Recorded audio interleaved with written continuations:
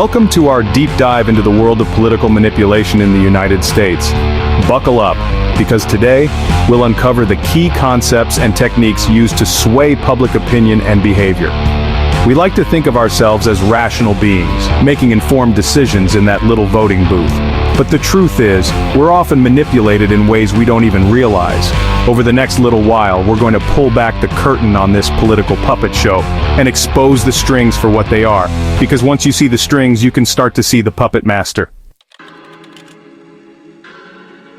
So, how do these political puppet masters get us to dance? It all starts with our emotions. Fear, anger, hope. These emotions are powerful motivators, and politicians know it. Take the 2016 election, for example. Donald Trump built his entire campaign on fear and anger. Build the wall, he'd bellow, tapping into anxieties about immigration. Make America great again, he'd promise, stoking a sense of lost national pride. The point is, when we're emotional, we're less likely to think critically. And that, my friends, is exactly what these political puppeteers are counting on. If psychological manipulation is the hammer, then misinformation and disinformation are the nails. These are the tools used to build narratives, often based on half-truths and outright lies. Think about the claims of electoral fraud that have been swirling around. These claims, often unsubstantiated, sow doubt in the democratic process itself. Social media algorithms often prioritize sensational content regardless of its veracity. As we scroll through our feeds, it's easy to lose sight of what's real and what's, well, utter hogwash. So, we've talked about the psychological tricks and the misinformation traps, but what about the ways in which the game itself is rigged? Enter gerrymandering. This is the practice of manipulating electoral boundaries to give one party an unfair advantage. Imagine drawing the districts in your state so that your opponents are all crammed into a few concentrated areas. That's gerrymandering in a nutshell. Think about voter ID laws, often introduced under the guise of preventing fraud, but which disproportionately disenfranchise minority voters.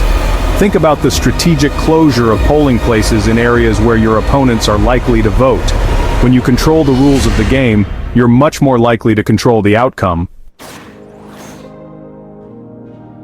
Now let's talk about the media, shall we? That glorious, messy, maddening beast that shapes our understanding of the world. It's supposed to be the watchdog of democracy, holding the powerful accountable. But what happens when the watchdog becomes a lapdog for those in power? Propaganda is alive and well in the 21st century. It's about controlling the narrative, about deciding what stories get told and how they're told.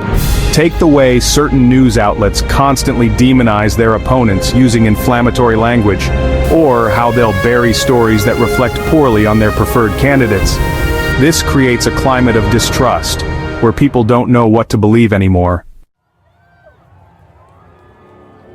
Now let's talk about us, because as much as we hate to admit it, we're all susceptible to the siren song of groupthink and identity politics. Politicians know this, of course. They're masters at exploiting our innate desire to belong, to be part of a tribe. They pit us against each other, the left versus the right, the rural versus the urban, and you know what? It works.